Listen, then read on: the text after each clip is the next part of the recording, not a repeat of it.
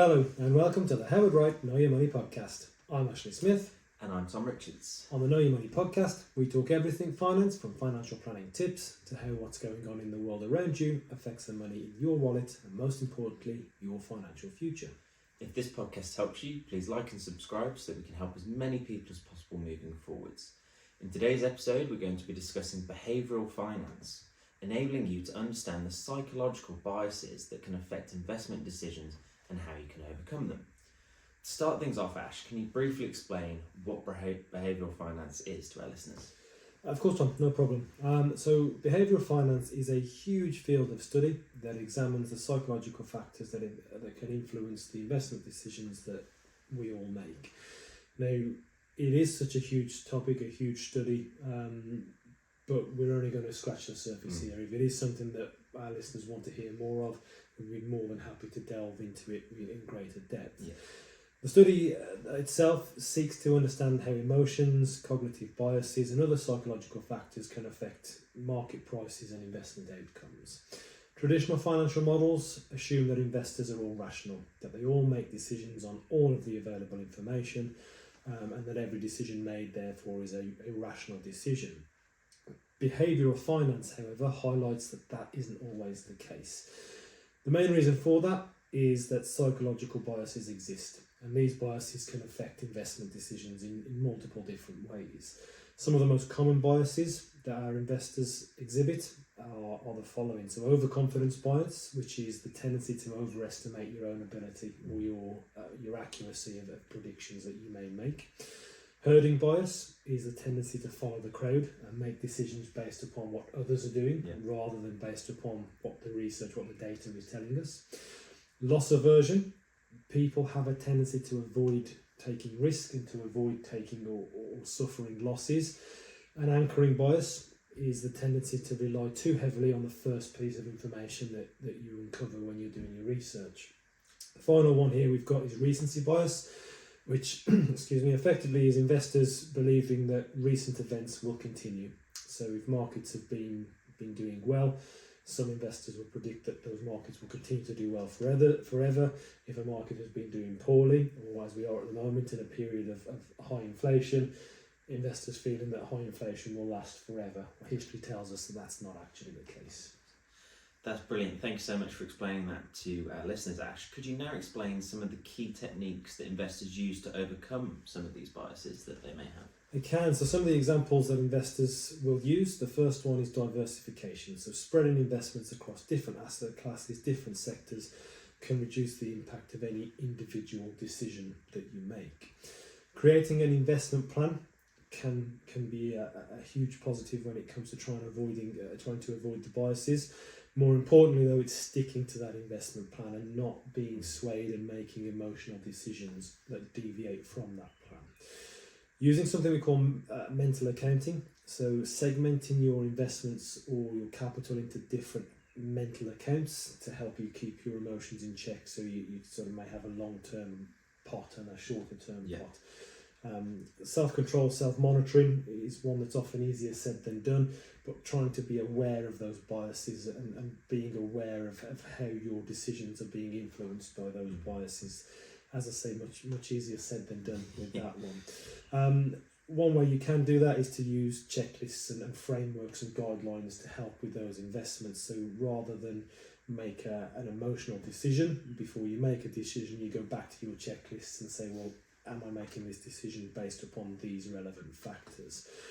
Obviously, it's important to be as aware as you can of your biases and willing to challenge or even change your assumptions and beliefs about markets. But it is something that all of us will suffer from at one point in time. That's fantastic, thank you. Now on to a question that I'd like you to explain to our listeners. So, how can a chartered financial planner like yourself help our clients in these situations, and why do clients employ someone like yourself at Wright?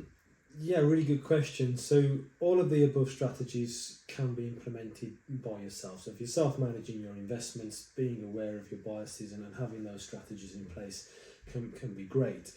Seeking advice from someone like myself just allows you to get that professional opinion someone that can talk through any decisions with you and sort of point out where emotions may be taking over or where that decision may not be rational with specific regard to the long-term plan. A note of caution, and I will be as guilty as everybody else, that it's not just the novice investor that is susceptible to these biases, it's the professional or the experienced investor as well.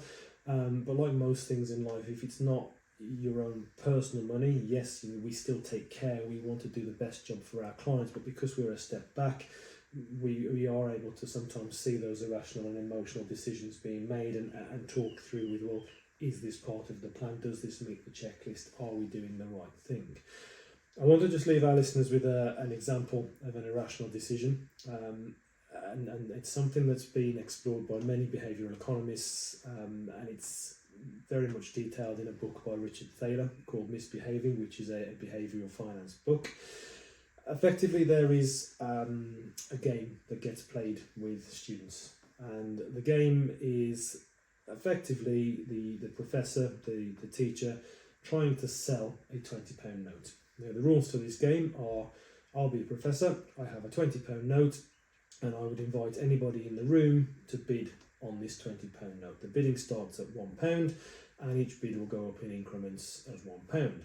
The only catch, the only real rule to this is that, yes, the winning bidder will pay whatever they've bid for that £20. So if they've bid £10, great, they've bought themselves a £20 note for £10, but also the second highest bidder also has to pay. So in this instance, if it's £1 increments, the second highest bidder would have been £9. They would have paid £9 but got nothing for that £9. Now, psychologists, as I say, have been conducting this experiment for many years, usually on their students within their class, and the outcome, when documented, has become very predictable. So when the auction starts, the bidders get very excited because there's a potential here to buy a £20 note for as little as £1.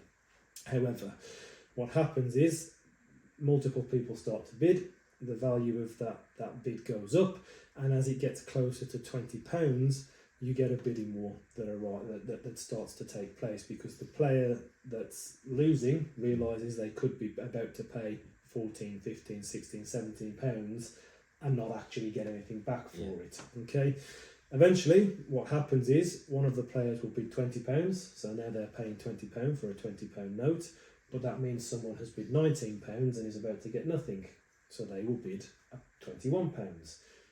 Completely irrational. Why on earth would you pay £21 for a £20 note? It's because you're about to lose £20 or £19 if you don't. Usually the bidding doesn't end there either. It can become a fight to see who loses the least. So effectively what we've got here is loss aversion, one of those biases in full display for all to see. There's a Harvard Business School professor by the name of Max Bazerman who runs this auction every year with his new students, and his record purchase price for one of his $20, being in America, is $204. So that loss aversion on full display there, that bidding will keep going because they don't want to be the one that pays $201 for a $20. They'd rather pay $204 and get it. So loss aversion on full display. It's truly fascinating there. And as you can see, for our listeners, investing is not as simple as it may seem, especially if you're doing it on your own. Ashley, can you now tell our listeners how they can contact you directly to discuss their investment strategy or even how to get started investing?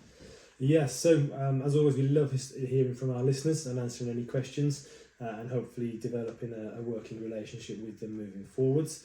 Like always, if you want to discuss your investments or your financial future with myself or any of my colleagues and chartered financial planners here at Howard Wright, the best way to do this is to visit the website www.howardwright.co.uk, fill in our inquiry form, or you can contact us on 0345 688 4939.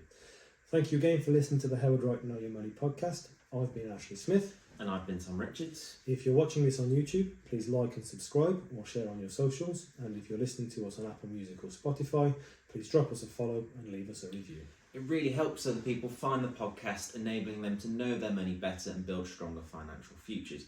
Please also check out the Howard Wright link tree for loads more tips, tricks, articles, videos, podcasts, just like this one in the link of this video as well. and most importantly, stay tuned for future episodes.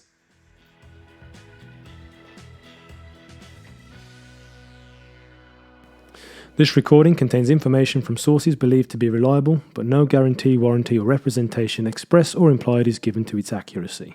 Howard Wright does not undertake any obligation to update or revise any future statements. Past performance is not a reliable indicator of future results. Investments can go down as well as up, and actual results could differ materially from those anticipated. This recording is for the information purposes only and has no regard to the specific investment objectives or financial situation of any individual. The information contained in this recording is not intended to constitute and should not be construed as investment or financial advice. Appropriate personalised advice should always be taken before entering into any transactions. No responsibility can be accepted for any loss arising from action taken or refrain from being taken based on this publication. Howard Wright is authorised and regulated by the Financial Conduct Authority.